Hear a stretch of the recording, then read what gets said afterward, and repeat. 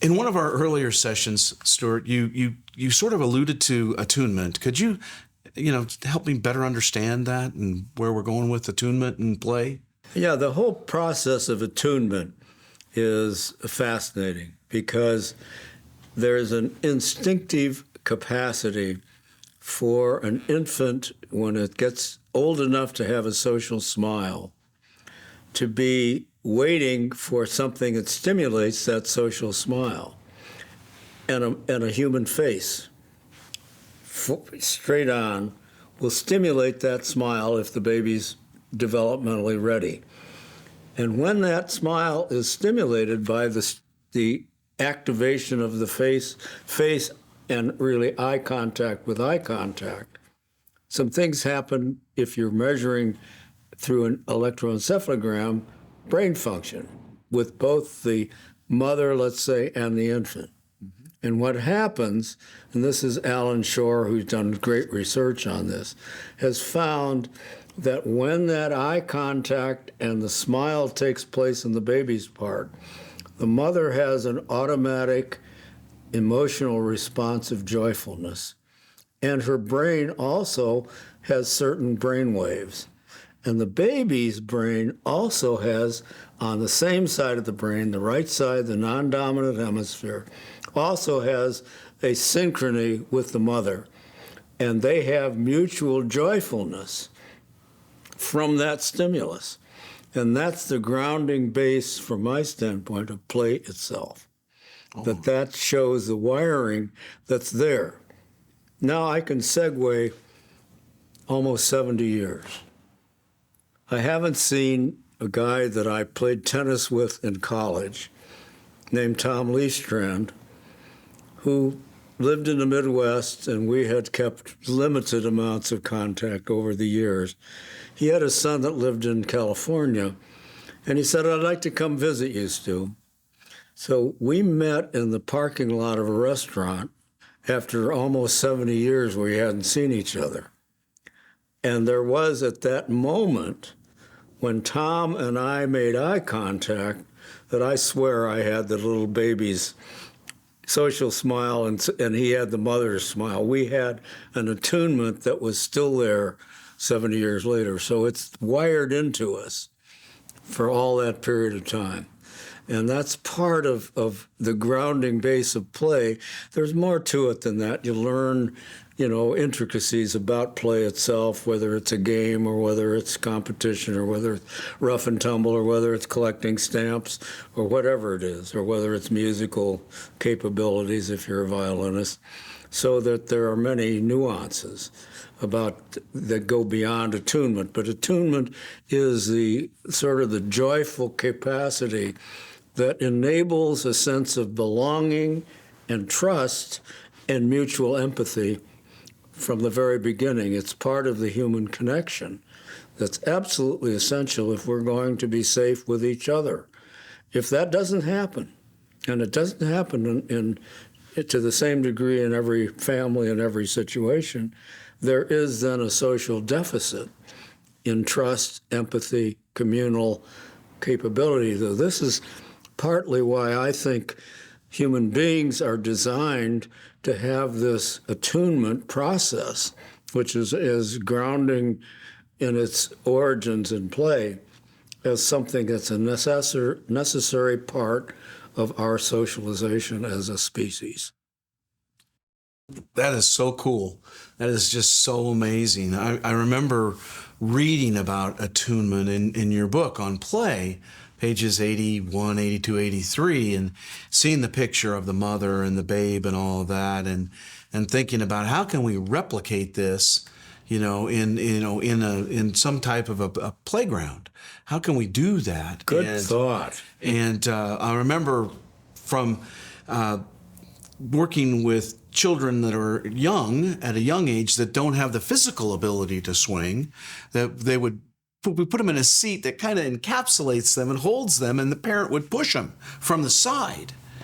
And you explaining attunement with this eye-to-eye contact led us to developing a swing for the young babies and toddlers.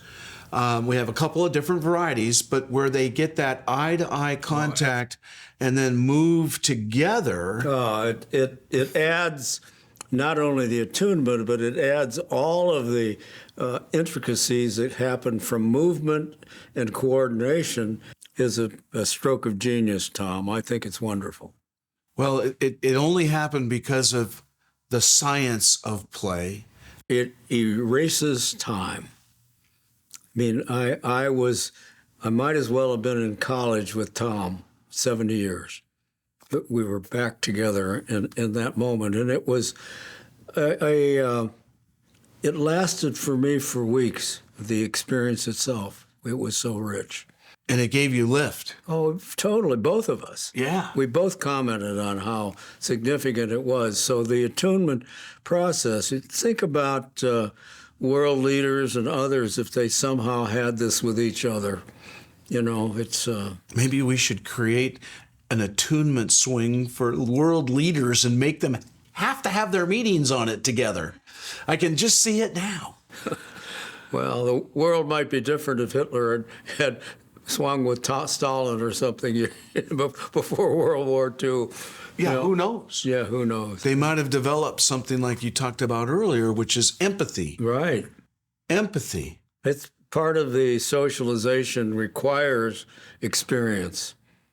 And, even domestic dogs, when you get eye contact with a domestic dog and it's intense, they get oxytocin, you get oxytocin, and there is then this love hormone, the bonding hormone that makes that bond more secure.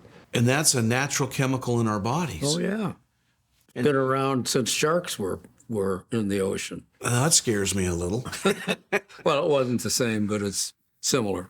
But to think about attunement and triggering natural chemicals in our bodies that are good, that produce, like you said, oxytocin, which is that feeling of caring for each other, of being together.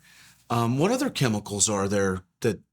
Well, through play. This is where the researchers are having a lot of fun, because it's not a hard science, but there is evidence that, for example, the neurotransmitter dopamine is secreted. For example, if you're at the top of a ski slope anticipating skiing with some joyfulness, you get a shot of dopamine. So to me, that's like I'm at the top of a tower getting ready to go down a slide. Yeah. And I've got this, boom, shot of dopamine as I go down the chute. And then there's a guy named Luc van der Schuren, who has done some other neurotransmitters with animals in play, showing that there are other neurotransmitters that sustain play beyond the dopamine hit. So that it takes what are called endocannabinoids and IGF-1 and brain-derived neurotrophic factor, things of that sort, that we haven't worked out all of the instruments in the orchestra of play that keep the orchestra going. But we're getting there. And I think when the scientific establishment has those understood well and down, there may be some understanding and acceptance of play in a little more solid form than right now, where it's considered by lots of people frivolous, waste of time.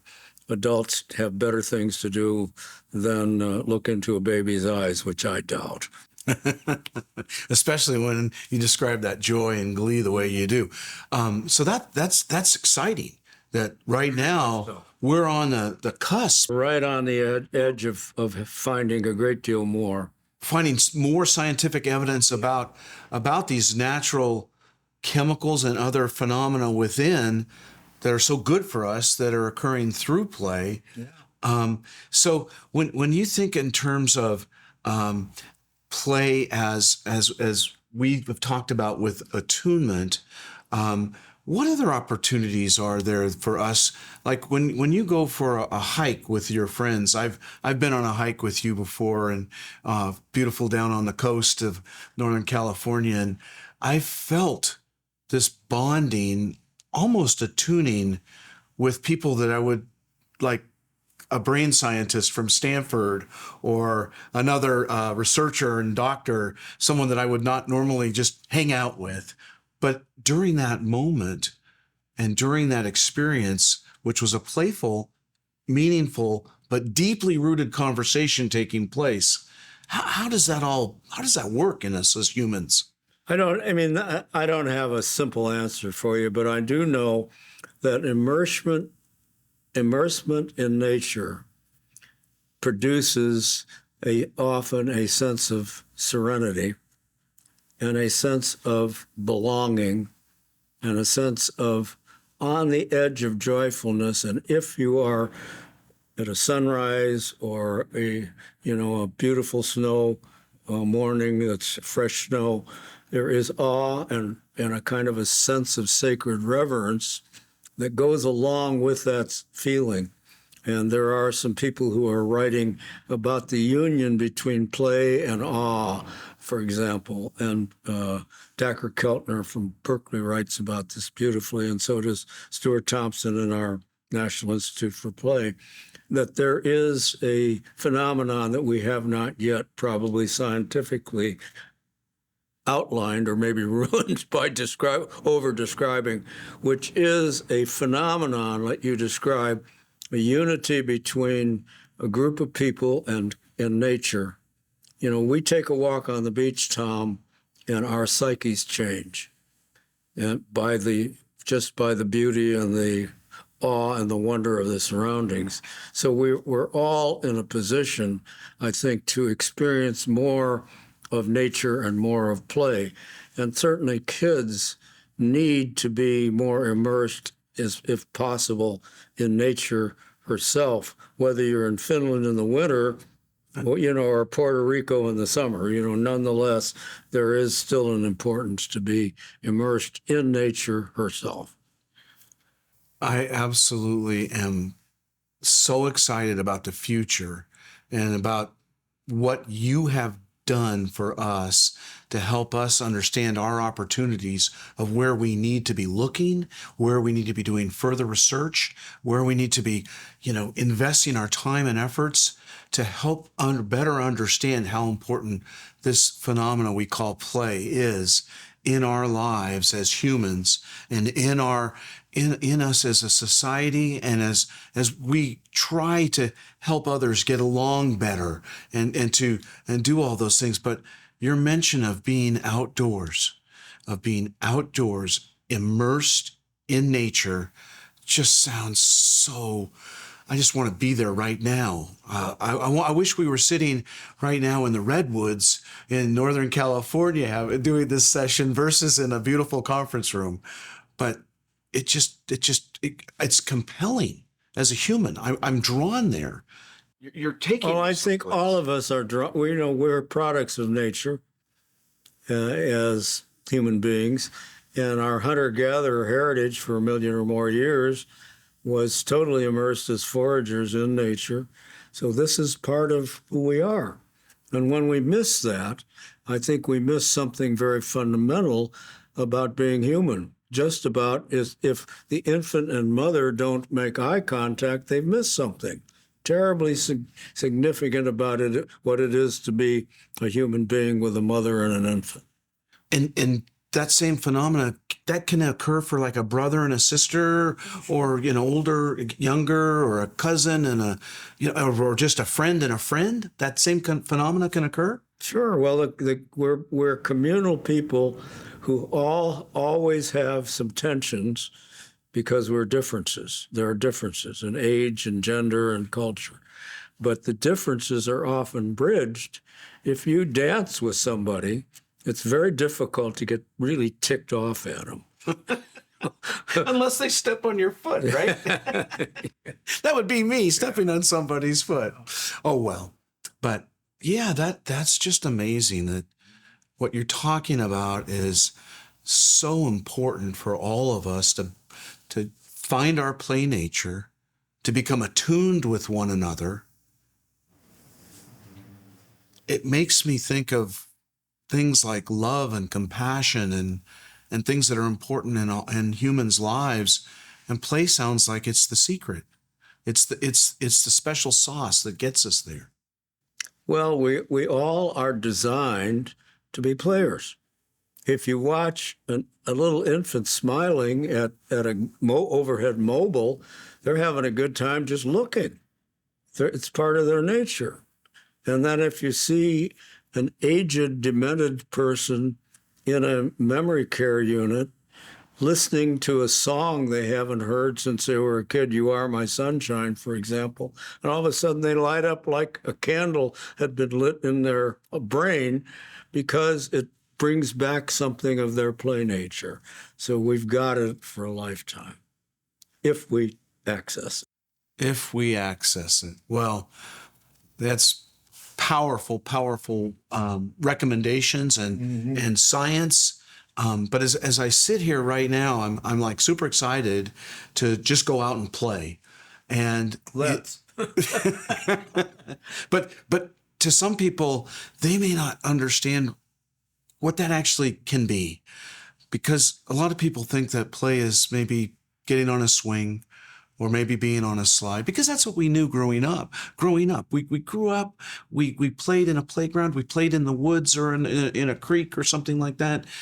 We climbed, we slid down a bank if we didn't have a playground, those types of things. But for us now, today, for us as mature adults, wanting and having that desire to go out and do it, how do I go do that? Well, I'd say this is, again, the understanding. People used to think smoking cigarettes was totally cool. Okay. Because it was the ad. It was a kind of seemed sophisticated. Right. Now it's seen primarily as an addiction, as a lung cancer causing issue, because the science and the Surgeon General got behind it and made it a public health issue. If we really saw play as I think it is, as it really is, we'd begin to see it as a necessary, integral part of life throughout life. It's different for a 3-year-old than it is for a 30-year-old. Right. It's different for some, a young male adolescent than it is for a 50-year-old individual who's a CEO somewhere. But it doesn't mean that the play nature for each doesn't have relevancy if they prioritize and understand its significance. And this is where sleep and nutrition and I think the science of play is carrying us into an awareness that it is a fundamental element in human nature and human well-being. And we've lost a lot of that in the course of an industrialized, highly technical civilization. That is a wonderful contribution to society, is your statement that play is essential for human well-being. This has been the story of the last 50 years of my life in chasing play like I have, Tom. It has just shown itself this is what it is. Whether it's the two lionesses playing in the Serengeti, or a little kid smiling, or an ancient, demented person who otherwise is lost and lonely in a dementia unit, suddenly getting some joy. It's there. It's there. It's there. So, Stuart, I'm so grateful for our time together, and I leave here with this powerful feeling about how I need to tell all of my friends how important it is to keep playing throughout. You've already been doing it, Tom. Come on. To keep playing throughout your life. Because it's very, very important to mine and yours and everyone's well-being, whether it's mental, physical, social, emotional. It's just critical. Stuart, thank you so much. Thank you so much. Thank you for this opportunity, Tom, and thank PlayCorps for all it's doing to promote really healthy play.